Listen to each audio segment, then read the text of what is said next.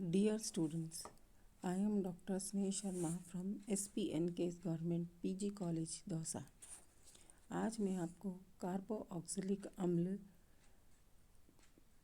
के बारे में पढ़ाऊंगी। कार्बोऑक्सिलिक अम्ल की एसिडिटी को डिस्कस कर रहे थे और इसमें relative stability of carboxylic acid and carboxylate ion के बारे में डिस्कशन करेंगी तथा किन किन फैक्टर्स से कार्बोऑक्सिलिक एसिड की एसिडिटी प्रभावित होती है।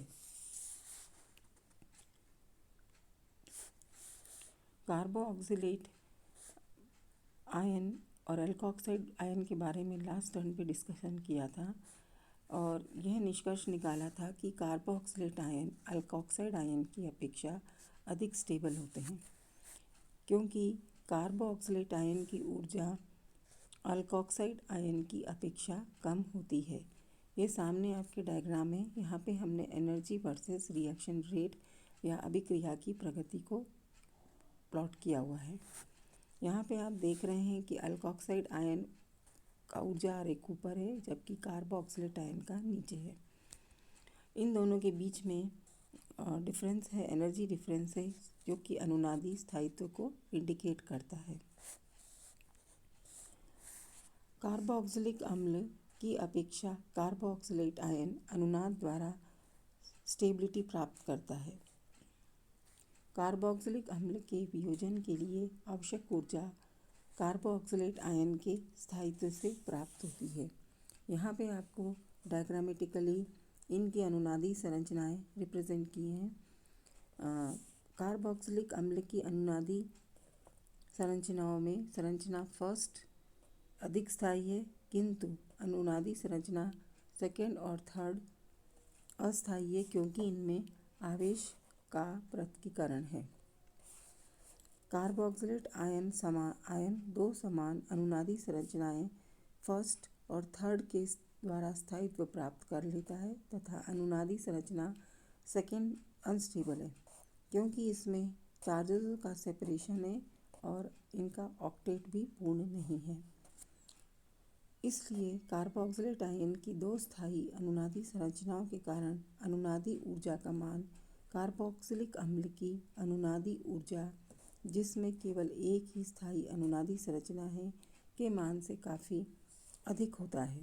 तो ये था आपकी relative stability of carboxylic acid and carboxylate ion.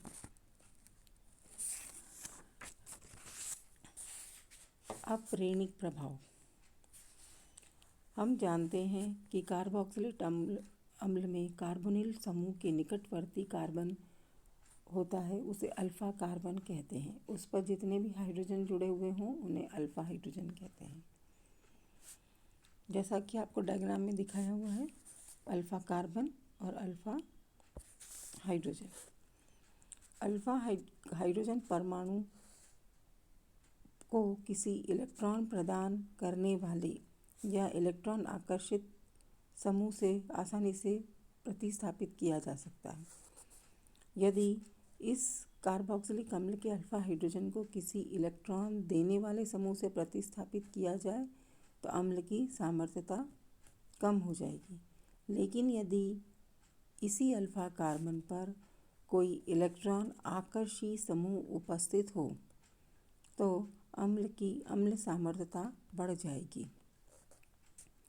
अम्ल की सामर्थ्य कार्बोऑक्सिलिक COH तथा प्रतिस्थापी समूह के बीच की दूरी पर भी निर्भर करती है। इलेक्ट्रॉन आकर्षी या इलेक्ट्रॉन प्रदान करने वाले प्रतिस्थापी के प्रभाव से सिग्मा बंध द्वारा इलेक्ट्रॉन का संचरण ही प्रेरणिक प्रभाव कहलाता है। प्रतिस्थापी व कार्बोक्सिल समूह के मध्य सिग्मा बंधों की संख्या यदि अधिक हो जाती है तो भी प्रेरणिक प्रभाव कम हो जाता है। यहाँ पे आप देख रहे हैं कि इसमें इलेक्ट्रॉन आकर्षी समूह अम्ल सामर्थ्यता बढ़ा रहा है और इलेक्ट्रॉन रिलीजिंग ग्रुप EWG यानी इलेक्ट्रॉन विथड्रॉइंग ग्रुप और ERG यानी इलेक्ट्रॉन रिलीजिंग ग्रुप समूह की अम्ल सामर्थ्यता को कम कर देता है। इलेक्ट्रॉन विड्रॉइंग ग्रुप और इलेक्ट्रॉन रिलीजिंग ग्रुप के डिफरेंट एग्जाम्पल्स आगे पढ़े जाएंगे। अम्ल की सामर्थ्यता उसके प्रोटॉन मुक्त करने की क्षमता पर भी निर्भर करती है। अम्ल का वियोजन एक साम्य प्रक्रिया है और इसलिए कार्बोक्सिलेट आयन का अवियोजित अम्ल की अपेक्षा अधिक स्थायित्व साम्य की स्थिति को अधिक वियोजन की तरफ विस्थापित कर देता है।